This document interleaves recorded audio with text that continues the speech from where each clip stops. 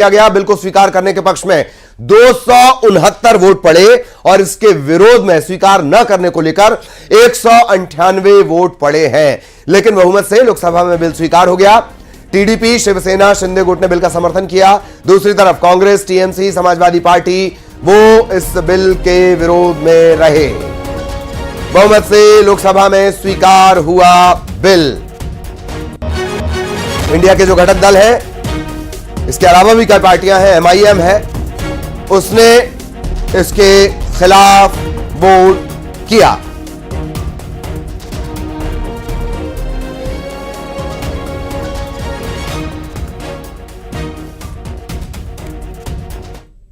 Thank you, Honorable Speaker, sir.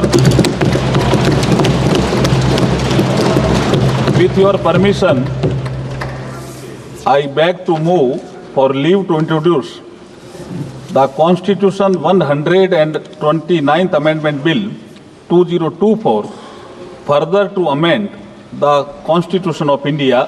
ये item number 18 में है और आइटम नंबर 19 में जैसे आपने कहा, Honorable Speaker, sir, with your permission, I wish to move for leave to introduce the Union Territories Laws Amendment Bill 2024, further to amend the Government of Union Territories Act 1963, the Government of National Capital Territory of Delhi Act 1991, and the Jammu and Kashmir Reorganization Act 2019। ये मैं आपकी अनुमति से आपसे leave मांग रहा हूं। Thank you sir. और इस बिल के पेश होने के बाद कांग्रेस ने अपना विरोध जताया। ओवैसी ने भी इस बिल पर अपना पक्ष रखा, कहा यह बिल असंवैधानिक है। कानून, संविधान और नागरिकों के वोट देने के जो उनकी संवैधानिक अधिकार है उस पर आक्रमण है और इसका हम पुरजोर विरोध करते हैं। विरोध का आधार यह है कि इस सबसे पहले 82(5) में चुनाव आयोग को जो यहाँ पे ताकत दी गई है कि चुनाव आयोग आज राष्ट्रपति को अपना एक निर्णय दे सकते हैं कि कब निर्वाचन हो सकता है। ये कभी भी इससे पहले चुनाव आयोग की ऐसी ताकत भारत के संविधान के निर्माताओं ने नहीं बनाया है।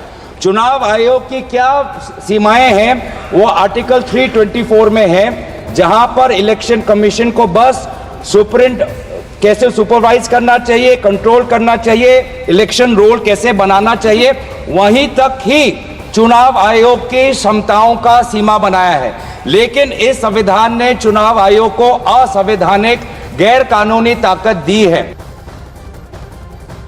This bill violates the right to democratic self-government, which is part of Article 14(19). And if a legislative assembly is dissolved, sir, and midterm elections are conducted, the tenure of that assembly will not be for 5 years, sir. This in itself is a violation of parliamentary democracy, which envisages a tenured legislature. Sir, constitutional scheme makes it clear that once elections are conducted, the House should have a right to function for next 5 years. This is a violation of basic structure. That such a provision is being done for administrative convenience, not for constitutional purpose. Sir, the principle of federalism means that states are not mere appendages of the center. States are not dependent on the union for the existence. This is the violation of federalism, sir. Sir, in conclusion, Parliament is not competent to make any law that violates fundamental rights or the basis of the Constitution, sir. This bill indirectly introduced a presidential style of democracy. This bill is based on maximizing political gain and convenience. This bill will finish off regional parties. This bill is only brought in to massage the ego of the supreme leader. Thank you, sir. I oppose this bill. और भोपाल में deputy CM Rajendra शुक्ल ने एक देश एक चुनाव पर बोलते हुए कहा कि लंबे समय से लोगों के मन में यह भावना थी, 5 साल मशीनरी और तंत्र चुनाव में फंसा रहता है, इससे देश का विकास नहीं हो पाता। पीएम मोदी ने कई ऐतिहासिक काम किए, उनमें से यह काम भी एक शामिल होगा।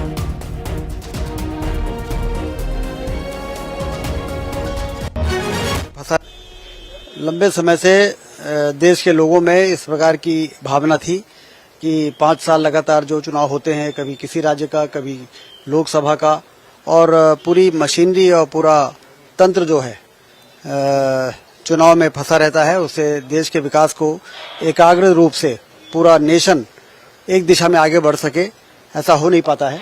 और इसलिए लंबे समय की ये जो डिमांड है वो मोदी जी ने जैसे कई ऐतिहासिक काम किए हैं, उन्हीं ऐतिहासिक कार्यों में एक काम ये और कड़ी जुड़ गई है, वन नेशन वन इलेक्शन का आज लोकसभा में प्रस्तुत होना, ये बहुत बड़ी देश के लिए बहुत बड़ी उपलब्धि है। और कांग्रेस विधायक जयवर्धन सिंह ने कहा है कि जो बीजेपी खरीद फरोख्त करती है, सरकार गिराती है, वो कैसे वन नेशन वन इलेक्शन करवाएगी।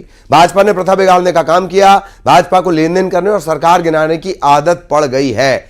जयवर्धन ने यह भी कहा कि ऐसे विधायक जो खरीद फरोख्त करते हैं, दल बदलते हैं, उन्हें 10 साल के लिए चुनाव लड़ने से बैन करना चाहिए। चुनाव के बारे में जो भी बिल प्रस्तुत हो रहा है उसमें सीधी बात यह है कि स्वयं ही जो सत्ता पक्ष पूरे देश में है वही विश्वास नहीं करता है लोकतंत्र पे। आखिर जिस पार्टी को इतनी आदत है सरकार गिराने की बीच कार्यकाल में, मैं उनसे प्रश्न पूछना चाहता हूं भाजपा से कि मान लो उनने कुछ खरीद फरोख्त करी, वापस बीच कार्यकाल में सत्ता परिवर्तन हुआ, तो फिर क्या होगा एक राष्ट्रीय चुनाव का? चुनाव बीच में करा जाएंगे उस संदर्भ में? इसका आज हमें जानकारी मिलनी चाहिए पूरे देश भर में। उसके साथ में मेरा सुझाव है और मेरी निजी सोच है, कोई भी विधायक, कोई भी सांसद अगर बीच कार्यकाल में लेन देन करे, पद से इस्तीफा दे दे, ऐसे विधायक और सांसदों को बैन करना चाहिए है चुनाव लड़ने से 10 साल के लिए। Thank you. तो एक देश एक चुनाव को लेकर ये अलग अलग रिएक्शन आ रहे हैं। डिप्टी सीएम ने क्या कहा वो भी हमने आपको बताया, पूर्व मंत्री वो क्या कह रहे हैं वो भी आपने सुना।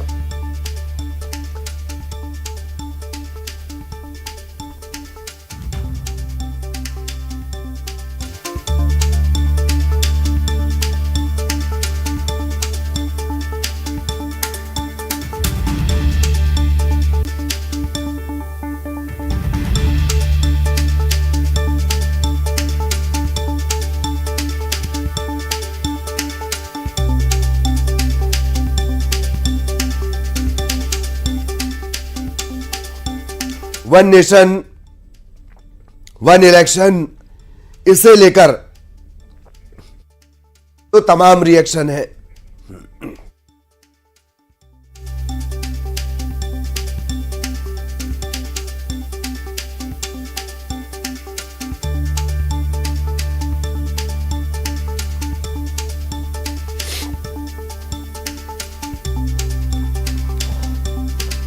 वन नेशन वन इलेक्शन, इसे लेकर ये रिएक्शन आ रहे हैं।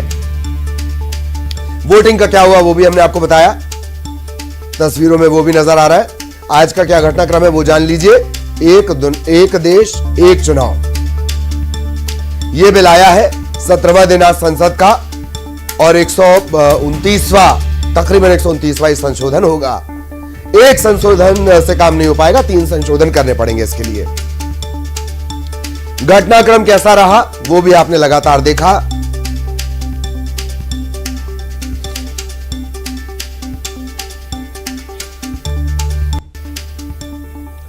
और 3 बेहद खास मेहमान हमारे साथ जुड़े हुए हैं, उनसे तारुफ करवा देते हैं। संतोष परिहार साहब, कांग्रेस प्रवक्ता, बहुत स्वागत। राजपाल सिसोदिया साहब बीजेपी की तरफ से हमारे साथ जुड़े हैं, सिसोदिया साहब का भी बहुत स्वागत। वरिष्ठ पत्रकार रविंद्र दुबे हमारे साथ जुड़े हुए हैं, रविंद्र दुबे साहब का भी बहुत स्वागत। सबसे पहले संतोष परिहार साहब, आपका रिएक्शन, ऐतराज क्या? ललित जी, बात ऐतराज की नहीं है, बात यह है कि मोदी जी देश को क्या बताना चाहते हैं अपने तानाशाही रवैये। ये एक इलेक्शन की जो बात कर रहे हैं, एक नेशन एक इलेक्शन, इसके अंदर इनको जो पूरे विपक्ष को उसमें लेना चाहिए था।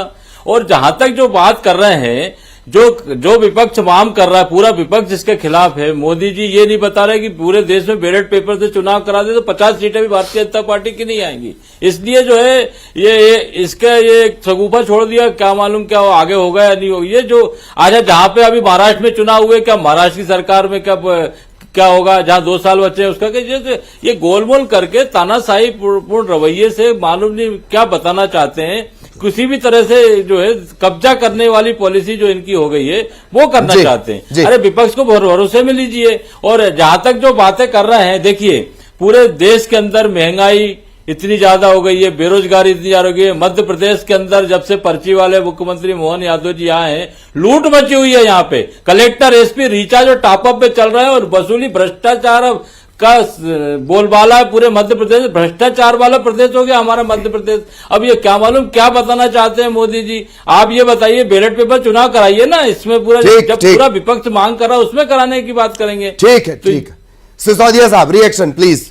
जी देखिए, देश के जनता के मन में जो बात चलती है, जो देश की जनता के मन में जो बात है, उसको संसद के अंदर लाकर उस पर बिल के माध्यम से प्रस्तुत करके पास कराने का काम आज देश के प्रधानमंत्री माननीय मोदी जी ने किया है। देश की जनता चाहती है कि चुनाव जो है एक साथ एक समय पे हो। चुनाव के लिए बार बार जिस प्रकार से व्यवधान होते हैं वो व्यवधान होना बंद हो, क्योंकि जब चुनाव होता तो आप हम सब जानते हैं कि शासकीय मशीनरी पूरी जो है चुनाव के काम में लग जाती है। तो एक समय में चुनाव हो और बाकी 4.5 साल 4.25 साल जो है लगातार दोनों सरकारें, चाहे केंद्र की हो चाहे प्रदेश की, वो काम करे। तो फिर वन नेशन वन इलेक्शन का उसके बाद में ये विकल्प आता है सामने। और आज में हम गौरव के साथ ये बात कह सकते हैं कि देश की पार्लियामेंट ने एक बड़ा संशोधन करने का काम किया। एक पक्ष के द्वारा लाया हुआ बिल जो है सर्वसम्मति से पारित हुआ है और वो पारित होने के बाद में अब इस देश के अंदर वन नेशन वन इलेक्शन, एक देश एक चुनाव, ये लागू होगा। कई सारे विकसित राष्ट्रों के अंदर इस प्रकार की प्रणाली पहले से काम कर रही है, उसी प्रणाली को भारत में लागू करने का काम होगा। इस आज के निर्णय से, ऐतिहासिक निर्णय से कहीं न कहीं इस देश के लोकतंत्र के इतिहास में आज से एक नया अध्याय प्रारंभ होने का काम होगा। निश्चित तौर पर एक रिनोवेशन का काम है, निश्चित तौर पर एक नवीनीकरण का ये काम है। मोदी जी ने ऐसे ऐतिहासिक निर्णय कई बार पहले भी लिए हैं और उन निर्णय के दूरगामी परिणाम देश के हित में हुए हैं। चलिए, यह निर्णय भी राष्ट्र हित का निर्णय है। ठीक है रविंद्र दुबे सर, सबसे पहले तो ये बिल लेकर आया गया है, जेपीसी के पास इसे भेजे जाने की बात हो रही है। आपका आकलन इस पूरे बिल को लेकर? जी देखिए, भारतीय जनता पार्टी जब सरकार बनी, चुनाव में गई थी, तब भी उसने बात की थी कि हम एक नेशन वन इलेक्शन की लेकर आएंगे। उनको जनता ने बहुमत दिया है, वो उस बात को लेकर आए। हाँ, विपक्ष का काम है विरोध करना। विपक्ष इसमें बता सकता है क्या खामियां आएंगी, जनता को क्या इससे फायदा होगा। ये सत्ता को बताना पड़ेगा कि जनता को इससे क्या फायदा होने वाला है, क्या वाकई में विकास कार्य रुकते थे या इससे खर्च कम होगा। मुझे नहीं लगता कि जिस तरीके से वन नेशन वन इलेक्शन की बात हो रही है उसमें जो सरकारी मशीनरी लगेगी उससे कोई कम मशीनरी लगेगी, बल्कि और ज्यादा लगेगी, ईवीएम ज्यादा लगेगी। पहले तो सुरक्षा बल होता था, मध्य प्रदेश का सुरक्षा बल चुनाव में लगता रहा तो छत्तीसगढ़ चला जाता रहा, छत्तीसगढ़ का लगता रहा तो बंगाल चला जाता रहा। अब यदि ये बातें हो, एक नेशन एक इलेक्शन होगा तो उतना सुरक्षा बल, सुरक्षा इंतजाम लगेंगे, उतने ईवीएम लगेंगे, उतनी मशीनरी गाड़ियां वाहन लगेंगे, तो निजी वाहन भी लिए जाएंगे। फिर ईवीएम के भी एक कार्यकाल है, उसकी लाइफ है, उस लाइफ के साथ उसको बदलना पड़ेगा। तो चुनाव आयोग ने भी अपने एक बजट दिया है कि उस बजट को, जिस ईवीएम को लेकर जो बजट दिया जा रहा है वो बहुत ज्यादा है। तो क्या इलेक्शन में जो बचाने की बात हो रही है, कहीं इससे ज्यादा खर्चा तो नहीं हो रहा। देखिए, इसलिए विशेषज्ञ टीम बनी है, 7 देशों को उन्होंने दौरा किया है। तो जो रिपोर्ट आई होगी उस रिपोर्ट में बारीकियों पे चर्चा होगी, संसद में बहस होगी, तब जनता के सामने आएगा कि जनता को वाकई में इससे क्या फायदा होने वाला है। तो थोड़ा भी संसद में जेपीसी में बहस होगी, जेपीसी की रिपोर्ट जब आएगी तब उसमें संसद में बहस होगी। और लोकसभा अध्यक्ष भी कह रहे हैं कि जितने दिन चाहेंगे उतने दिन बहस होगी और बहस से ही समाधान निकलेगा, तथ्य निकलेंगे और उस पर बात होगी। सिसोदिया साहब, बार बार यह तर्क दिया जाता है कि जो आयोग 4 राज्यों के 3 राज्यों के चुनाव नहीं करवा पा रहा है, वो एक देश एक चुनाव प्रैक्टिकली पॉसिबल है क्या? सिसोदिया साहब, पॉसिबल है, पूरी संभावना है, इसीलिए अमेंडमेंट लेके आए हैं। देश की जनता ये चाहती है। देश की जनता ने, जैसा आपने कहा कि हमने जब चुनाव में बात रखी तो मैंडेट दिया हमको, और जब हमको मैंडेट दिया इस बात के लिए तो हमने उसको लागू करने का काम किया। और आज हमने फिर ये बात साबित कर दी कि भारतीय जनता पार्टी जो कहती है वो करती है, हमारी कथनी और करने में अंतर नहीं है। अगर इस देश के प्रधानमंत्री चुनाव के समय में देश की जनता के बीच में जाकर कहते हैं कि अगर हम बहुमत में आए तो इस देश के अंदर एक देश एक चुनाव लागू करने का काम करेंगे, संविधान में संशोधन करके एक ऐतिहासिक निर्णय लेंगे, तो उस निर्णय को लेने का काम हुआ है। और आज किस दौर की बात कर रहे हैं आप? ईवीएम और ये सब जो व्यवस्थाओं संबंधी बात है वो सब काम होगा। और निश्चित तौर पर आप देखिए कि जब राज्यों के चुनाव और देश के एक चुनाव अलग अलग स्थानों पे अलग अलग समय होते हैं तो पूरे देश के अंदर कहीं ना कहीं लगातार 5 साल तक कहीं ना कहीं चुनाव का हम सुनते रहते हैं। और आज इस प्रदेश में चुनाव हो रहे हैं, कल उस प्रदेश में चुनाव हो रहे हैं, अगले साल उस प्रदेश में है, उन 3 प्रदेश में, उन 4 प्रदेश में। कुल मिला के जब ये पूरे साल भर चुनाव का एक माहौल रहता है, पूरे 5 साल चुनाव का एक वातावरण रहता है, तो स्वाभाविक तौर पर विकास कार्य प्रभावित होते हैं। एक सीट है विजयपुर, स्वाभाविक तौर पर शांतिपूर्ण चुनाव कराना आयोग का लक्ष्य जो होता है, मकसद होता है, उसमें होता है शांतिपूर्ण चुनाव करवाना। विजयपुर में क्या हुआ है? संतोष परिहार साहब सवाल आपसे ये, ठीक है मैं आ रहा हूं। संतोष परिहार साहब सवाल आपसे ये कि ये हमेशा चुनावी मोड में रहते हैं, हमेशा चुनाव ही ये लोग लड़ते रहते हैं बीजेपी वाले। भाई अब तो अच्छा है, एक बार एक झटके में चुनाव हो जाएंगे, विपक्ष अपना काम करेगा और सत्ता पक्ष अपना काम करेगा। इससे पहले भी तो होता ही रहा है, मेरा ख्याल है 60 तक तो चुनाव इसी तरह हुए हैं। परिहार साहब। ललित जी, आप जो बोल रहे हैं इनकी कथनी में करनी में कितना अंतर है, इससे आप अंदाजा लगाओ। ये बात कर रहे हैं चुनाव निर्वाचन आयोग की। निर्वाचन आयोग इनके पूरे इतनी कठपुतली बना हुआ था कि अभी विजयपुर और बुधनी में जो है 100 से ज्यादा शिकायतें हुई, कहीं कोई कार्रवाई नहीं हुई। 35 बूथ लूट लिए गए। इनके प्रशासन, एसपी, कलेक्टर पूरी तरीके से इनके जो एजेंट के रूप में, भाजपा के कार्यकर्ता के रूप में काम कर रहा था। ये ऐसी बातें करते हैं जिसका जो है ये कैसे भी लोकतंत्र में कब्जा करके हथियाना चाहते हैं। और ये बात कर रहे हैं उसकी एक चुनाव की। आप इससे अंदाजा लगाइए कि हरियाणा के अंदर चुनाव, हरियाणा महाराष्ट्र में एक साथ होना था, क्यों नहीं करा भैया? क्योंकि इनकी स्थिति खराब थी। अभी आप महाराष्ट्र के अंदर इनने क्या करा, इनका राष्ट्रीय महामंत्री पैसे देते हुए पकड़ा है। तो ये भारतीय जनता पार्टी, ये बोलते मोदी जी जो कहते वो करते। मोदी जी ने ये बोला था 2 करोड़ लोगों को साल में रोजगार देंगे, मिला क्या? मोदी जी बोलते 15 लाख खाते में आएंगे, मिले क्या? मोदी जी ने मध्य प्रदेश पूरे देश में 450 में सिलेंडर मिलेगा, मिला क्या? ये केवल झूठ बोलते हैं, लोगों को बरगलाते हैं और जनता की गाड़ी कमाई से अपना इवेंट करते हैं, कार्यक्रम करते हैं, पूरी तरीके से दुरुपयोग करते हैं। और सिसोदिया साहब के लिए तो केवल इनका है रिएक्शन, इवेंट करते हैं आप। सिसोदिया साहब रिएक्शन, इवेंट करते हैं। लोकसभा के अंदर कोई विषय आता है, उस पर चर्चा होती है और लोकसभा में उस सदन के अंदर वो बिल आकर पास होता है और इसको कांग्रेस के लोगों को इवेंट दिखता है। तो भगवान इनको सद्बुद्धि दे कि लोकसभा की कार्रवाई भी अगर इनको इवेंट दिख रही है, लोकसभा में सदन में आया हुआ बिल और उसके ऊपर चर्चा, और चर्चा के बाद वोटिंग, और वोटिंग के बाद में पक्ष का आना और विपक्ष का जाना, और बिल का आना और बिल के विरोधियों का मुंह काला होना, ये भी अगर इनको इवेंट दिख रहा है। अरे आप ये बताइए कि हुआ क्या?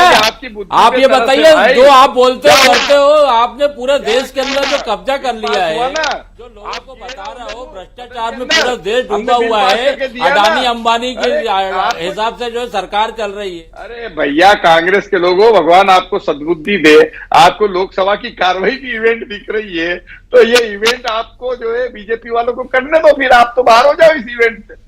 और हो ही गए, जनता ने बाहर कर ही दिया।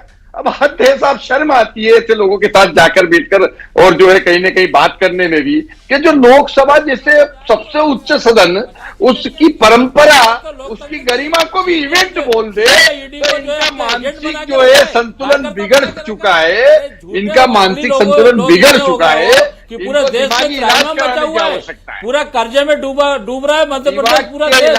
और बात करते हो नहीं करो, कर क्या रहा तुम? मणिपुर जाते नहीं, दिमाग के इलाज की आवश्यकता है पूरे देश में। अगर आपको लोकसभा की कार्रवाई, चलिए रविंद्र सर बैठे हुए, ठीक, रविंद्र सर बैठे हुए, उनके पास एक रिएक्शन के लिए चलेंगे।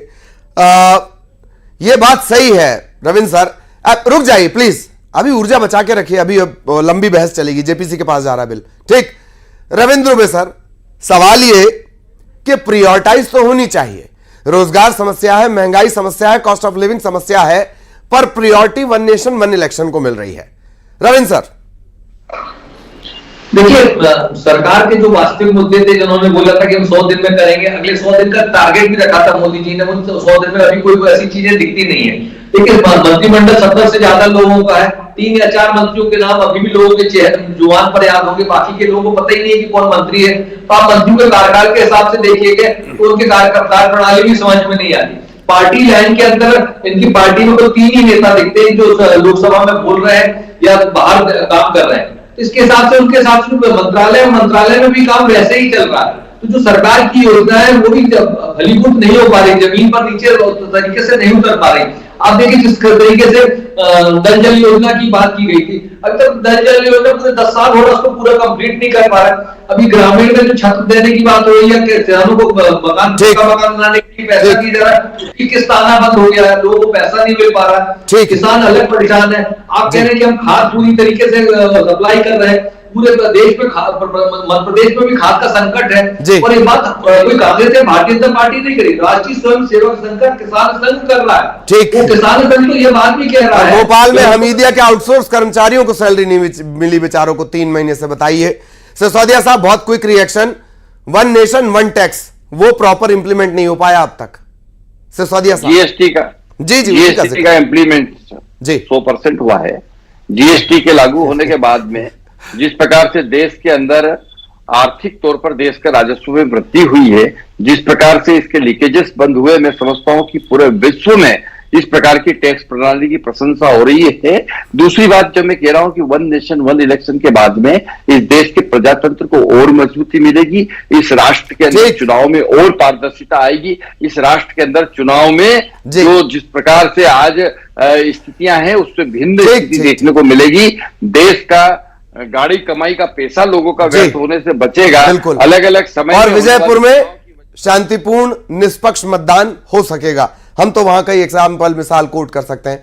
बहुत धन्यवाद। वक्त की कमी है। संतोष परियार साहब आपका, सिसोदिया साहब आपका, रविंद्र दुबे साहब आपका बहुत बहुत धन्यवाद इस चर्चा में जुड़ने के लिए, रिएक्शन देने के लिए, और साथ ही साथ दर्शकों का भी धन्यवाद।